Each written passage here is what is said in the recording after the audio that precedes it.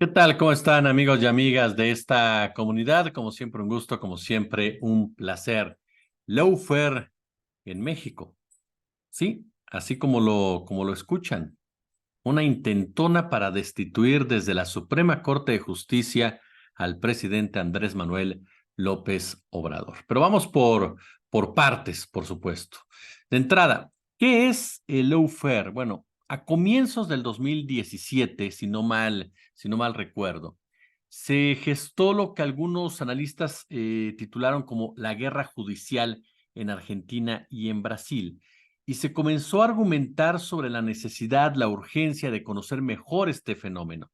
En ese momento, si no mal recuerdo, se definió como el uso indebido de instrumentos jurídicos para fines de persecución política, destrucción de imagen pública, inhabilitación de un adversario político. Y es un acto que combina acciones aparentemente legales con una amplia cobertura de prensa para presionar al acusado y su entorno, incluidos los familiares más cercanos, de modo que quede más vulnerable a las acusaciones sin prueba. Todo esto para lograr que pierda apoyo popular para que no disponga de una capacidad de reacción. En síntesis, una guerra por otros medios, ¿no? Por la vía judicial para garantizar el retorno del neoliberalismo. Así de sencillo. En ese 2017, los análisis, las discusiones, los debates se centraron en Brasil y en Argentina, por lo que había sucedido, por supuesto, con el caso de Lula da Silva, que hasta la cárcel fue a dar, por el caso de Dilma Rousseff, pero, caray, años después, el fenómeno, junto con el concepto, no solo no ha perdido vigencia, sino que se ha exacerbado su presencia en prácticas y también, por supuesto, en discursos. El escenario de persecución política por la vía judicial se viene expandiendo en una suerte de efecto dominó a lo largo y ancho de América Latina. Argentina y Brasil se sumaron preocupantes casos en Ecuador, en Colombia, en Bolivia en donde hubo el golpe de Estado en contra de Evo Morales. Lo vimos hace poco en Perú, por supuesto, en contra de Pedro Castillo. Retornando a Argentina, lo vimos cómo inhabilitaron a Cristina Fernández. El objetivo sigue siendo el mismo: eliminar u obstaculizar cualquier proceso real alternativo al sistema económico que rige mayoritariamente y que defiende los intereses de una oligarquía. Es cierto que se han profesionalizado, ¿no? Las prácticas, las herramientas de persecución, de linchamiento, de desmoralización, como las delaciones, ¿no? Las delaciones tan particulares, premiadas, utilizadas como pruebas en sí mismas, la aparición de cuadernos con dudoso registro sobre pago de sobornos, considerados como pruebas. ¿Qué más se ha presentado? Proliferación de prisiones preventivas, por ejemplo, allanamientos sin órdenes judiciales. Estas prácticas intentan presentarse como legales, como legítimas. Sin embargo, se caracterizan de forma creciente por recurrir al miedo como una principal arma para aniquilar vía desmoralización al enemigo político, dando lugar al lawfare. La ley, insisto, como arma para infundir miedo. Así, en una supuesta cruzada, ¿no? Para salvar la democracia, para salvar el Estado de Derecho, por supuesto, se traza en los hechos una continuidad con el terrorismo de Estado, materializada en el miedo como hilo conductor, en conjunto, por supuesto, si ustedes me lo permiten, con la persistencia de objetivos políticos, económicos, geopolíticos, así de claro. Hoy lo vemos con Gustavo Petro en el caso colombiano, un paradigma de la imposición del miedo por la vía parajudicial, paramilitar, en fin. Y en el caso concreto de México, se presentó un hecho que varios medios de comunicación tradicionales no quisieron tocar o lo escondieron. Eso, y hay que estar muy, pero muy atentos, porque lo protagonizó el ministro Luis María Aguilar.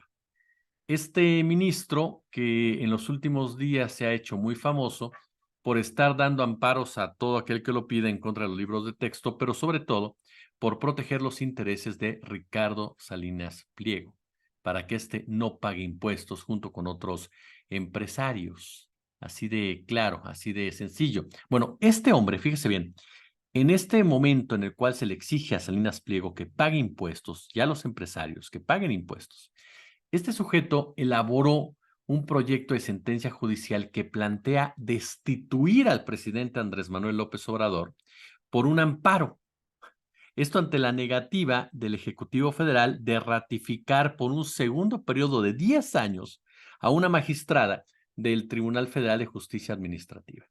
Lo increíble es que por un asunto menor, por un tema menor, no administrativo incluso, el ministro pues haya planteado separar del cargo al presidente de la República, a Andrés Manuel López Obrador, aludiendo el artículo 107 constitucional, el 107 constitucional.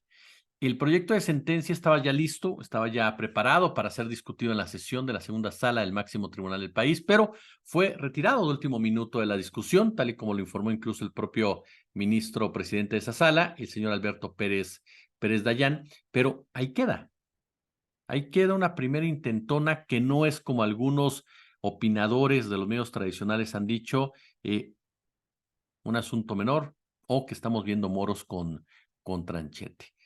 El proyecto para destituir a López Obrador se da luego de los señalamientos por la manera en que este ministro Aguilar ha despachado, insisto, con mucha, pero con mucha rapidez, los amparos para el tema de los libros de texto y, reitero, el tema para los adeudos fiscales de la empresa de Salinas Pliego, que van de la mano.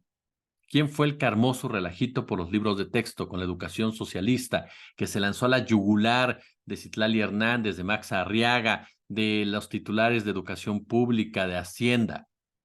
¿Quién? Salinas Pliego.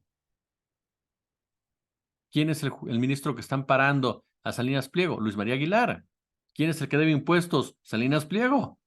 ¿Quién es el que lo está amparando? El ministro Luis María Aguilar.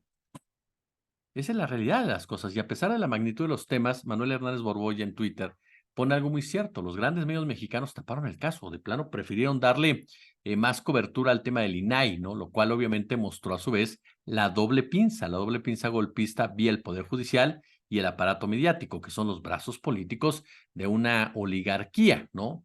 Es lo que recuerda mi querido Manuel Hernández Borbolla. El ministro Aguilar llegó a la Suprema Corte de Justicia, si no mal recuerdo, y si me equivoco ustedes corríjanme por favor con toda confianza, de la mano de Felipe Calderón Hinojosa. Llegó en el año de 2009, por un periodo de 15 años, por supuesto, dentro del máximo tribunal del país. Es un hombre muy cercano a los intereses neoliberales, ¿no? Intereses que de cualquier forma quieren regresar a tener el control precisamente de lo que pasa en México. Por eso han estado invirtiendo incluso en la creación o en inflar a Xóchitl Gálvez, en tratar de denostar como sea, por supuesto, a la administración de Andrés Manuel López Obrador, que le han invertido mucho a esta pues maltrecha oposición, pero que obviamente al darse cuenta que por la vía política, por la vía democrática, las posibilidades son muy, pero muy pocas, pues ahora recurren al último reducto que tienen, porque en el Poder Judicial, como se los decíamos el otro día, se han aglutinado estos intereses políticos, empresariales, extranjeros, que están dispuestos a lo que sea con tal de recuperar sus prebendas, a lo que sea con tal de recuperar sus privilegios. Ahí están. Y de ahí parten, de la mano de Norma Piña, de Aguilar, de otros más. Y sí, hay gente muy respetable que en esta discusión me dice, no, es que es el presidente el que ha avasallado a la Suprema Corte. Yo no estoy de acuerdo. López Obrador puede ser una persona difícil, por supuesto, una persona que divide, que polariza opiniones, eso es un hecho, pero no ha actuado de manera censora en contra de la Suprema Corte, no ha lastimado los intereses de la Suprema Corte, ha respetado lo que la Suprema Corte dictamina. Por supuesto que si él tiene una acción para inconformarse, ¿no? Para revertir lo que dice la Suprema Corte, está en todo su derecho legal de hacerlo, pero jamás ha trastocado los principios judiciales, los principios de independencia de poderes, ¿Qué mejor ejemplo de separación de poderes que precisamente esto que le estoy diciendo de una Suprema Corte de Justicia que es capaz de elaborar un dictamen para destituir a un presidente de la República por un tema menor? ¿Qué mejor ejemplo de la separación de poderes que supuestamente estos paleros pues dicen que no existe? Y sobre todo me encanta cómo de repente hay voces que quieren argumentar un hecho de esta naturaleza diciendo, pues tiene que cumplir la ley, tiene que cumplir la ley.